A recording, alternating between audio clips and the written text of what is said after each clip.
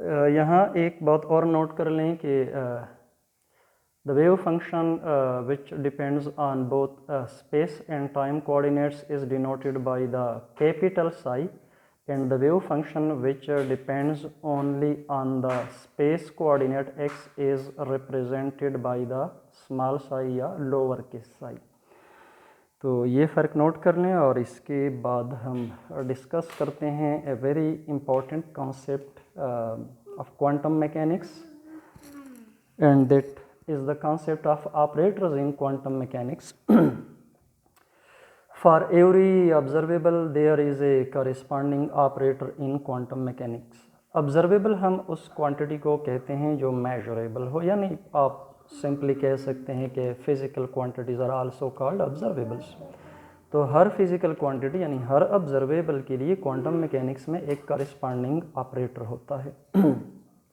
Further explain करने के लिए हम कंसीडर करते हैं एक फ्री पार्टिकल जिसकी एनर्जी उसकी सिर्फ काइनेटिक एनर्जी है, पोटेंशियल एनर्जी ज़ीरो है, एनर्जी है p²/2m, मोमेंटम है h बार इंटू के, और वेव फंक्शन नेक्स्ट पेज पे देखें, that is psi of x and t equal to a into e power iota k x minus omega t. ये wave function है उस free particle का। पहले हम इसके मोमेंटम ऑपरेटर को मालूम करते हैं और ये मालूम करने के लिए हम इसकी डेरिवेटिव लेते हैं with respect to x iota k. ये बाहर निकल आएगा और k की जगह हम लिख सकते हैं p divided by h bar, और i divided by h bar shift करते हैं to the left, h bar divided by iota, और अगर ऊपर नीचे आयोटा से मल्टीप्लाई करें we get minus iota into h bar derivative of psi with respect to x equal to p into psi. p चूँकि momentum है, इस equation के मानी ये हैं कि अगर आपको किसी पार्टिकल का, सिर्फ फ्री पार्टिकल के लिए ये नहीं है, कोई भी पार्टिकल हो, कोई भी क्वांटम स्टेट हो, अगर आपको किसी पार्टिकल का वेव फंक्शन साई गिवन है और आप ये डिफरेंशियल ऑपरेटर अप्लाई करें, ऑपरेट करें इसके वेव फंक्शन के ऊपर, तो आपको उसका उस पार्टिकल का मोमेंटम मिलेगा, यानी this differential operator brings momentum of the particle out of its wave function। जब भी हम इस डिफरेंशियल ऑपरेटर को इसके वेव फंक्शन पे अप्लाई करें तो ये ऑपरेटर इसके वेव फंक्शन से पार्टिकल का मोमेंटम बाहर निकालता है। इसी वजह से इस डिफरेंशियल ऑपरेटर को हम कहते हैं मोमेंटम ऑपरेटर p हैट या p कैप से जाहिर करते हैं, और ये वन डायमेंशनल केस के लिए क्योंकि यहाँ सिर्फ x है। नेक्स्ट काइनेटिक एनर्जी ऑपरेटर, हम साई को with respect to x twice differentiate करते हैं, तो आयोटा के एक बार बाहर निकल आएगा, दूसरी बार डिफरेंशिएट करने से फिर बाहर निकल आएगा, सो इसका स्क्वायर हो जाएगा और ये माइनस के स्क्वायर, और k is equal to p divided by h bar, so k square p square divided by h bar square. अगर हम h bar square to the left shift करें और उसके बाद 2m पे दोनों साइड्स को डिवाइड करें, we get this equation p²/2m, ये काइनेटिक एनर्जी है। अगेन यहाँ पर h bar square by 2m into double derivative with respect to x of this wave function. यहाँ तक ये अगेन एक डिफरेंशियल ऑपरेटर है, और ये डिफरेंशियल ऑपरेटर जब हम अप्लाई करें to this wave function we get energy, kinetic energy of the particle. That is why this differential operator is called kinetic energy operator. यानी जब भी आप इसको ऑपरेट करेंगे किसी भी पार्टिकल के वेव फंक्शन पे, तो ये ऑपरेटर उस वेव फंक्शन से काइनेटिक एनर्जी यानी p²/2m को बाहर निकालेगा। और उसके बाद है टोटल एनर्जी ऑपरेटर। हम वेव फंक्शन की टाइम डेरिवेटिव लेते हैं और यहाँ से माइनस आयोटा ओमेगा ये बाहर निकल आएगा, ओमेगा की जगह e/h बार, और जब हम माइनस आयोटा बाई h बार को टू द लेफ्ट शिफ्ट करें तो minus h divided by iota, और ये हम लिख सकते हैं आयोटा इंटू h बार। अगर हम आयोटा से ऊपर भी मल्टीप्लाई करें, डिनोमिनेटर को भी आयोटा से मल्टीप्लाई करें, तो ये इक्वेशन हो जाएगा अब अगर देखें हम इस लास्ट इक्वेशन को, ये अगेन एक डिफरेंशियल ऑपरेटर है और जब ये साई पे हम अप्लाई करें, यानी हम इस वेव फंक्शन साई को इस ऑपरेटर के ज़रिए ऑपरेट करें, we get energy of the particle, that is why this differential operator is called energy operator. अब जो कॉन्सेप्ट है ऑपरेटर का क्वांटम मैकेनिक्स में वो नोट कर लें अगेन कि वेव फंक्शन साई, जिसके बारे में हमने कहा कि इसकी कोई डायरेक्ट फिजिकल सिग्निफिकेंस या फिजिकल इंटरप्रिटेशन नहीं है, लेकिन ये याद रखें कि इस वेव फंक्शन में पार्टिकल के बारे में सारी इंफॉर्मेशन मौजूद होती हैं। यानी अगर आपको किसी पार्टिकल का वेव फंक्शन जो है वो मालूम है, वो गिवन है, तो उस पार्टिकल के बारे में जितनी भी इंफॉर्मेशन है, चाहे उसकी पोजीशन है, उसका मोमेंटम है, उसकी काइनेटिक एनर्जी वगैरह, जितनी भी प्रॉपर्टीज़ हैं, वो सारी इंफॉर्मेशन इस वेव फंक्शन के अंदर मौजूद होती हैं। लेकिन हमने उस इंफॉर्मेशन को कैसे बाहर निकालना है, कैसे एक्सट्रैक्ट करना है उस वेव फंक्शन से, इसके ज़रिए हम इस्तेमाल करेंगे ऑपरेटर। और हर प्रॉपर्टी, हर ऑब्जर्वेबल मालूम करने के लिए हमारे पास एक मखसूस ऑपरेटर होता है। जैसे यहाँ 3 फिज़िकल क्वांटिटीज़ के ऑपरेटर्स हमने मालूम किए, मोमेंटम का, काइनेटिक एनर्जी का और टोटल एनर्जी का। तो अगर ये ऑपरेटर हम अप्लाई करेंगे तो हमें काइनेटिक एनर्जी मिलेगी, या अगर ये ऑपरेटर हम अप्लाई करेंगे, ये ऑपरेटर तो टोटल एनर्जी, अगर ये ऑपरेटर हम अप्लाई करेंगे we will get momentum of the particle. दूसरा टॉपिक है हमारा particle in a box. It is the most simple problem of quantum mechanics which involves the solution of Schrödinger equation। देखिए Schrödinger equation एक second order differential equation है quantum mechanics में।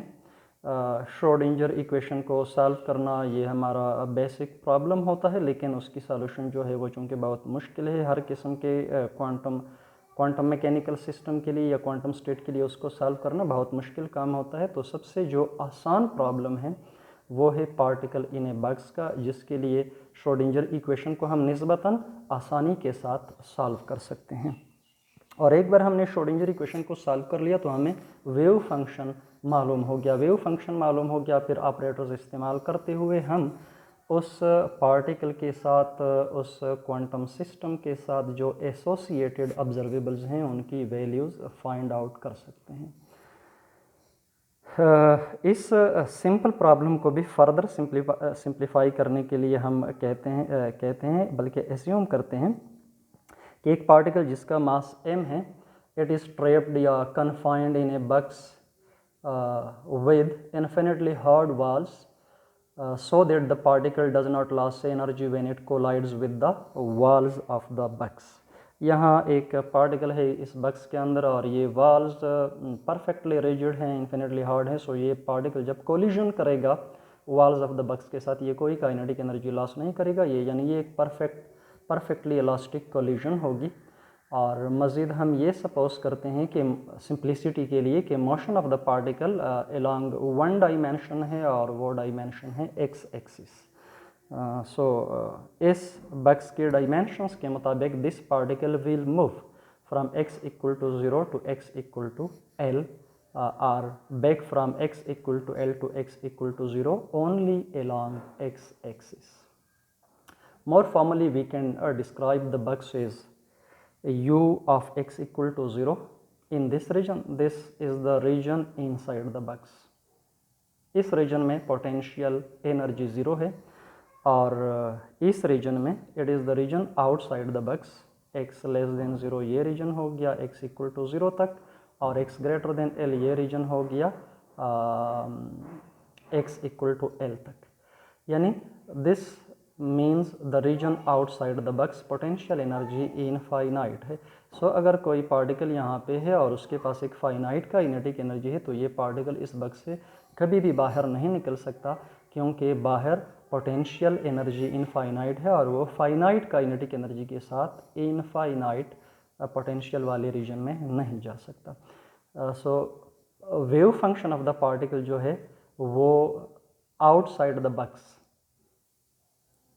0 होगा, क्योंकि अगर पार्टिकल बाहर एग्जिस्ट नहीं कर सकता तो ज़ाहिर है उसका वेव फंक्शन 0 होगा, यानी it will vanish in the exterior region और it is the region inside the box। इस रीजन में हमने वेव फंक्शन को मालूम करना है। दूसरे अल्फाज में हमने within the box Schrodinger equation को सॉल्व करना है। So we write Schrodinger equation within the box and it is minus h bar square by 2m d square psi of x by d x square plus चूँकि ये यहाँ potential energy होती है वो zero है, u equal to E into psi, and this is the time independent form of Schrodinger equation.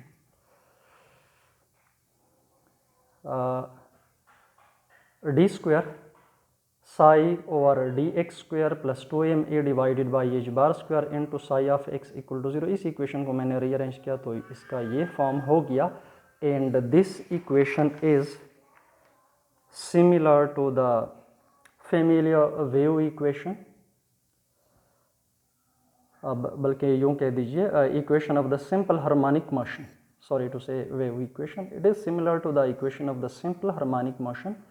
और इस equation की सॉल्यूशन है x equal to a sine omega t plus b cos omega T.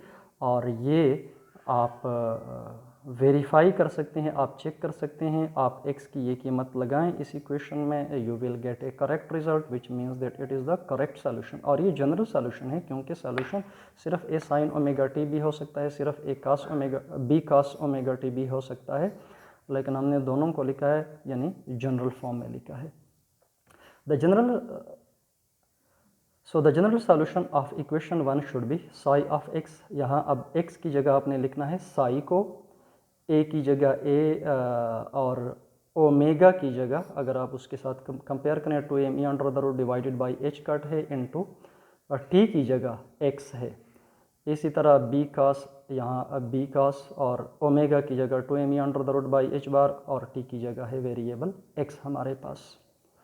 The above solution is subject to the boundary condition psi equal to 0 at x equal to 0। अगर psi की जगह हम 0 लगाएं at x equal to 0 we get b equal to 0। x equal to 0 boundary है या वाल है और यहाँ पे वेव फंक्शन 0 हो जाता है क्योंकि इस वाल को पेनिट्रेट या क्रॉस नहीं कर सकता पार्टिकल। सो b की वैल्यू 0 हो जाएगी, पुट करें तो इक्वेशन 3 मिल जाएगा।